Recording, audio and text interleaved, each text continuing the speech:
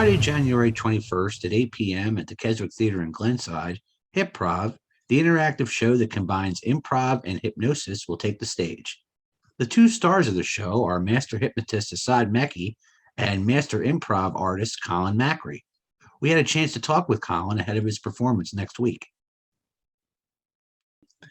Is it easier doing improv or harder doing it with people that are hypnotized as opposed to people who aren't?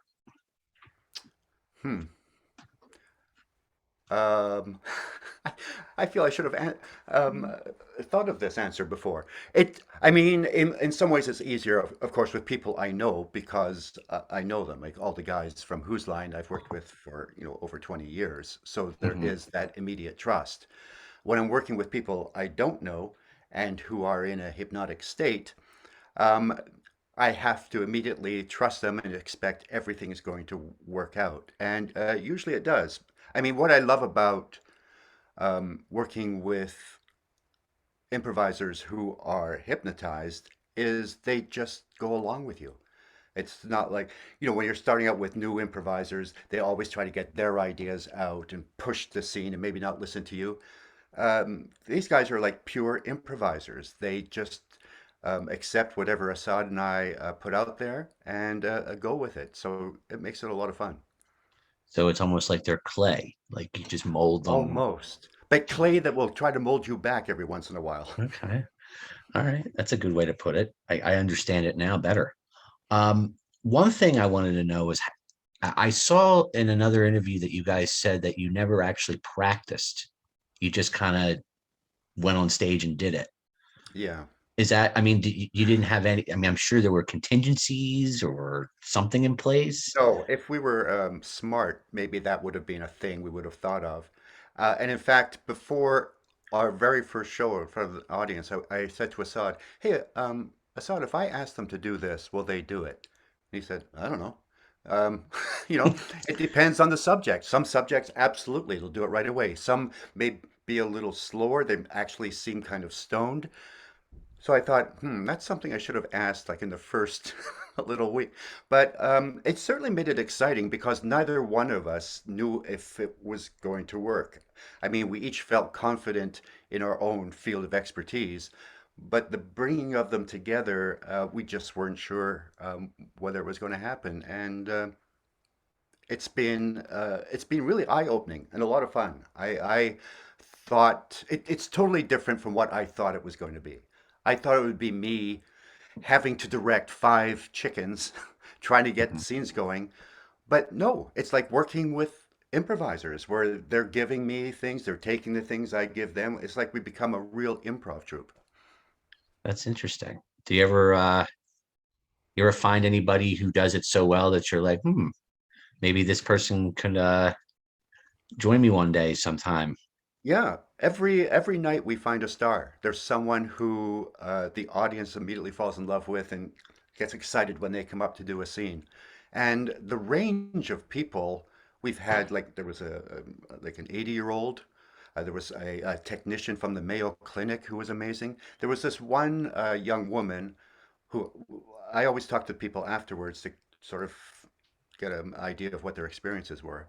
And she said, I suffer from crippling social anxiety. I have no idea why I volunteered for this, but that was the best hour of my life. I've never felt so relaxed on top of things. So she was planning to go out and take improv classes and see where that would take her. And so that was kind of cool. I never thought of this show as being of helping Therapeutic. anyone in any way. So I'm glad that was an excellent byproduct of that. Yeah. Now, so they remember it. They know they remember it when they're Yeah. doing it. I would say the majority of people remember it because that's the first thing I ask because that's when I first started doing the show. I thought, well, I'm guessing they don't remember anything, but they all say, yeah, remember every part of it.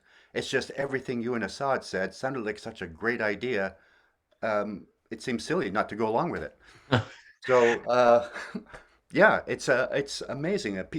What the hypnosis does is it dampens the part of your brain that deals with self-criticism. So you're not looking at yourself thinking, well, that's going to make me look silly. There's none of that. It's just this, you have full confidence in what you're doing. So I'm assuming you've learned a lot about hypnosis throughout I've, your this run. I've learned a little. It's been when I watch Assad brings up 20 volunteers and then gets it down to the best five. So I've gotten very good at watching and going, okay, that person is faking, that person is faking, that person is totally under.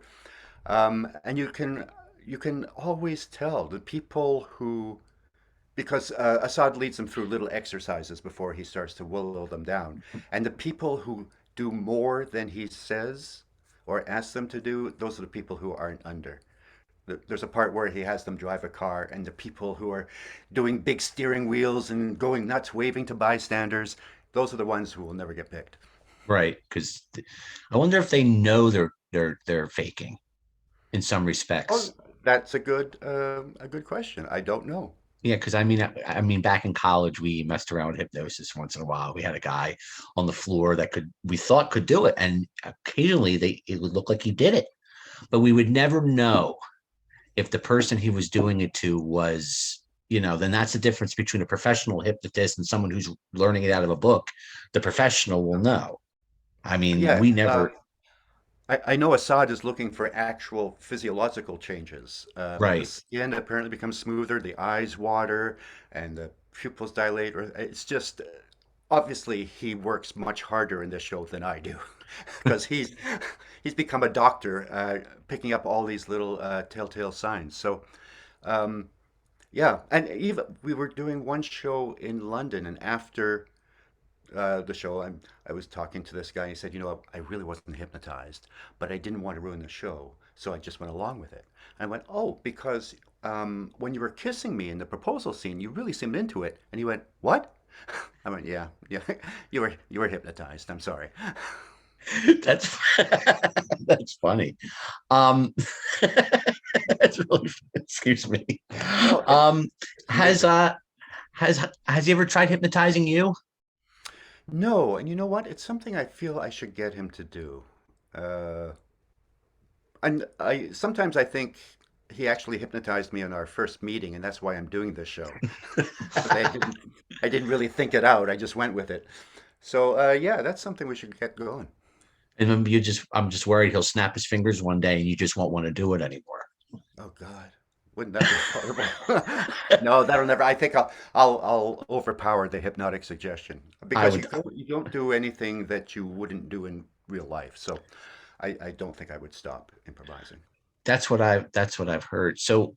Um, so I'm kind of like, there are things I was going to ask Assad, but I'm kind of tweaking them to ask you. Oh yeah. Um, so if you won't do anything that you wouldn't normally do, so nobody, does it ever surprise you what people will do? Oh yeah.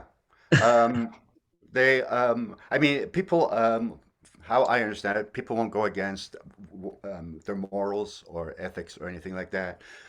But that does not stop them from just going for it and sometimes lying. And I'm not sure if it's lying or self-delusion. There's a scene where I do um, a duet. I sing a duet. We have a musical director, John Hilson, who's amazing. And so I ask for, Assad says, who here can sing? And people will put up their hands. And we've had people come up and they're wrong. They can't sing, but they're doing it. They're giving it their all. So there's still something there to work with. But I think, okay, so are they lying or do they actually think they can sing and their friends have never told them? Because they do it with such confidence and there's no embarrassment, there's no shyness, it's full on. I don't know. I mean, I would imagine they probably think they can sing Yeah. because if they were lying, I mean, just nobody ever told them. No, yeah, there's a lot of people out there who think they can sing, I think. Well, I mean, I guess if we didn't have those people, we wouldn't have all these shows, American Idol and all Yeah, these talent exactly. shows, that weed people out, right? Exactly. Um, is there anything else that you'd like to the potential audience to know? I mean, I'm going to put this out in a couple of days. I'd like people to, get tickets. And is there anything that you'd like them to know? It's family friendly. You have to be over 18 to be able to volunteer to be hypnotized. But yeah, it's we've had families come to the show, really enjoy it. There's nothing, or at least we don't do any. Asad and I don't do anything horrible. It's really up to. I don't know what kind of people you have out there in Glenside, but yeah, no, it's very family friendly. It's a lot of fun, and I can guarantee it's like nothing you've ever seen. Okay, great. Well, unfortunately, we didn't get to talk to Assad, but you've given me a lot of information that I'll be Oh, happy to good. share with, our readership. And good luck to you next Friday. And thank you for giving me your time. Thanks, Ben. Lovely meeting you. Yep, take it easy. Take care.